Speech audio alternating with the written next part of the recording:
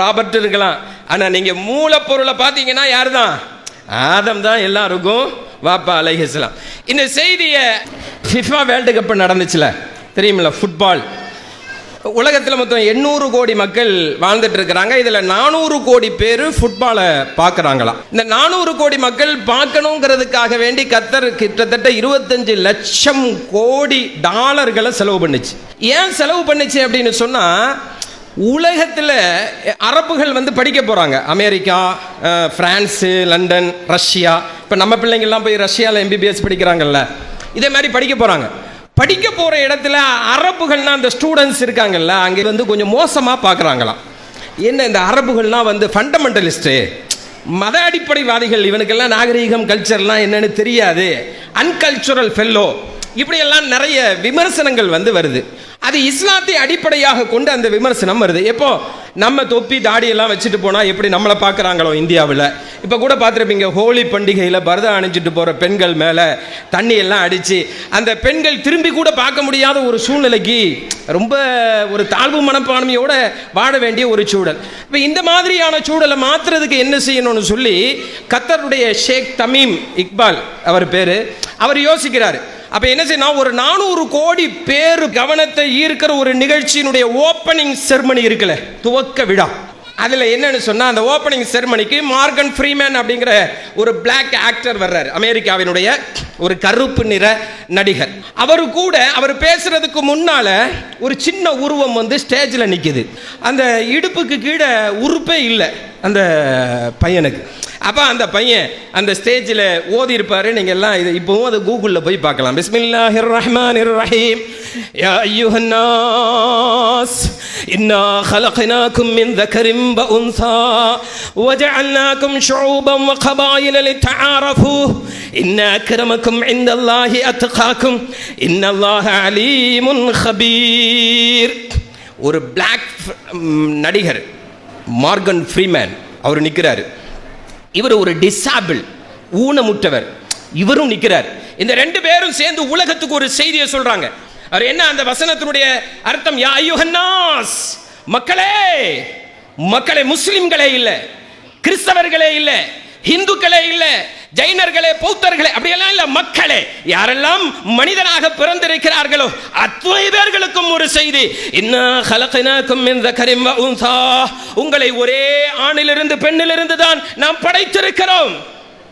நீங்க எல்லாம் ஒரு தாயினுடைய மக்கள், ஒரே அத்தா தான் எல்லாருக்கும். பேர் வேணா முருகன் இருக்கலாம், பேர் வேணா அப்துல் காதர் இருக்கலாம், பேர் வேணா ராபர்ட் இருக்கலாம். ஆனா நீங்க மூலப்பொருளை பார்த்தீங்கன்னா யார் தான்? ஆதம் தான் எல்லாருக்கும் வாப்பா அலைஹிஸ்ஸலாம். இந்த செய்தியை அவர் ஃபோக்கஸ் பண்ணுறாரு. உங்களை குலங்களாக கோத்திரங்களாக படைச்சதெல்லாம் உங்களை அறிமுகப்படுத்திக்கிறதுக்காக வேண்டித்தான் அப்படிங்கிற அந்த செய்தியை சொல்கிறார். இதனுடைய ரிசல்ட் என்னன்னு சொன்னால், இந்த செய்தியை, இந்த வசனத்தை கேட்ட 2.5 லட்சம் பேர் அப்போவே இஸ்லாத்துக்கு வந்துட்டாங்க. அப்புறம் அந்த செய்தி உலகம் ஃபுல்லாக ஃபோக்கஸ் ஆகுது. அவர் அந்த பையனுடைய பேர் கானிம் அல் மிஃப்தா. இதுதான் உங்களுக்கு சொல்ல வர்ற செய்தி. கானிம் அல் மிஃப்தா 22 வயசு.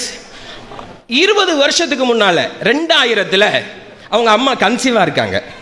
ஃபேமிலி டாக்டர்கிட்ட போய் செக்கப்புக்கு போகிறாங்க. நம்ம எல்லாம் அப்படி தானே, குழந்தை ஆகிறதுக்கு முன்னாலேயே செக்கப்பு, ஆனதுக்கப்புறம் செக்கப்பு, இப்படியே செக்கப்லேயே தானே நம்ம லைஃபே ஓடுது. அப்போ அந்த டாக்டர் சொல்கிறாரு, உங்கள் ஸ்கேன் ரிப்போர்ட்டு நான் பார்த்தேன், டேபிளில் வச்சுட்டு சொல்கிறாரு, உங்கள் கருவில் இருக்கிற குழந்தை இருக்குல்ல, அது இடுப்புக்கு கீழே உறுப்பே இல்லாமல் இருக்குது. அஸ் ஏ ஃபேமிலி டாக்டராக நான் உங்களுக்கு அட்வைஸ் பண்ணுறேன், இந்த குழந்தையை நீங்கள் அபார்ஷன் பண்ணிடுங்கன்னு சொல்கிறார். இப்போ நீங்கள்லாம் ஒரு தாயினுடைய அந்தஸ்தில் யோசிச்சு பாருங்கள். நம்ம என்ன செய்திருப்போம்?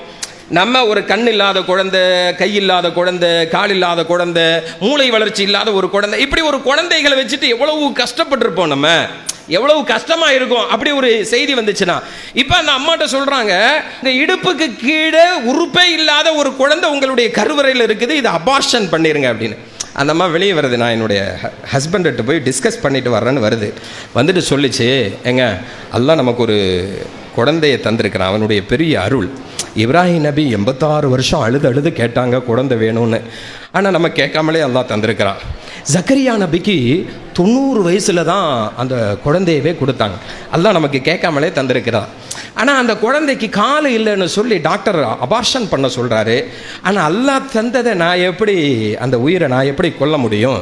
அதனால் அந்த குழந்தைய பெற்றெடுக்கலாம்னு நான் நியத்து வச்சுட்டேன். அந்த குழந்தைய இன்ஷா அல்லாஹ் நான் பெற்றெடுப்பேன். அந்த குழந்தைக்கு வலது காலாகவும் நான் இருப்பேன். இடது காலாக உங்களால் இருக்க முடியுமாங்க? அந்த அம்மா கேட்குது, பெற்றெடுத்ததுக்கப்புறம் நீங்களும் சப்போர்ட் பண்ணணும் அப்படிலாம் சொல்லலை, வலது காலாவும் நான் இருக்கிறேன், நீங்கள் கொஞ்சம் இடது காலாக இருந்து ஒத்துழைக்க முடியுமா? அவர் சொன்னார், அல்ஹம்துலில்லாஹ், இப்படி ஒரு மனைவியா அல்லாஹ் எனக்கு தந்திருக்கிறானே. புலம்பாம அல்லா அல்லான்னு இருந்தேனே, தொழுதேனே, நோன்பு வச்சேனே, தர்மம் செஞ்சேனே, எனக்கு போய் அல்லாஹ் இப்படி ஒரு பிள்ளையை தந்திருக்கிறானே, இப்படியா யா அல்லாஹ் என்ன சோதிப்ப, இப்படியெல்லாம் சொல்லாம ஏங்க, இப்ராஹிம் நபிக்கு 86 வருஷமா கொடுக்கல, ஜக்கரியா நபிக்கு 90 வயசுலையும் கொடுக்கல, அல்லாஹ் நமக்கு கேட்காமலே தந்திருக்கிறான். இந்த குழந்தையை நான் பெற்றெடுப்பேன், வலது காலாகவும் நான் இருப்பேன், இடது காலா நீங்க இருக்கணும். அல்ஹம்துலில்லாஹ் அந்த குழந்தை பிறந்துச்சு. ஆனால் கத்தரில் இருக்கிற ஏனைய பணக்கார குழந்தைகள், ஆரோக்கியமான குழந்தைகள், இதெல்லாம் இல்லாமல் 400 கோடி பேர்களுடைய பார்வையை, கவனத்தை ஈர்த்தது. ஒரே வசனத்தின் மூலம் 2.5 லட்சம் பேருக்கு ஹிதாயத்திற்கு காரணமாக இருந்தது யாருன்னு சொன்னால், கானிம் அல் மிஃப்தாஹ் என்கிற இடுப்புக்கு கீழே உறுப்பு இல்லாத அந்த பிள்ளை.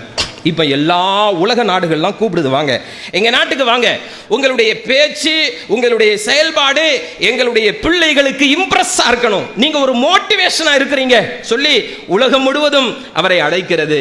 காரணம் என்னன்னு சொன்னால், அந்த அம்மாவினுடைய நியத்து என்ன தெரியுமா? கால் இல்லாத பிள்ளையை பார்த்துட்டு நான் என்ன செய்ய போகிறேன் அப்படிலாம் இல்லை, அல்லாஹ் கொடுத்தான், நான் ஈன்றெடுப்பேன், குழந்தைய அல்லாஹ் எப்படி வளர்ப்பானோ அப்படி வளர்ப்பான் என்கிற ஈமானின் வெளிப்பாடு அந்த குழந்தை இன்னைக்கு 400 கோடி பேரை தாண்டி பிரசித்தி பெற்று கொண்டிருக்கிறது. நீங்கள் நியத்து வச்சிங்கன்னா இன்ஷா அல்லாஹ் உங்கள் பிள்ளைங்க உலகம் போற்றுகிற குழந்தைகளாக வருவார்கள் என்ற நியத்தோடு இந்த சபையிலிருந்து கலைந்து செல்ல வேண்டும் என்கிற அடிப்படையில் கேட்டுக்கொண்டு முடித்துக் கொள்கிறேன். வாஹிரு தாவா நான் அல்ஹம்துலில்லாஹி ரபில் ஆலமீன். அஸ்ஸலாமு அலைக்கும் வரஹ்மத்துல்லாஹி.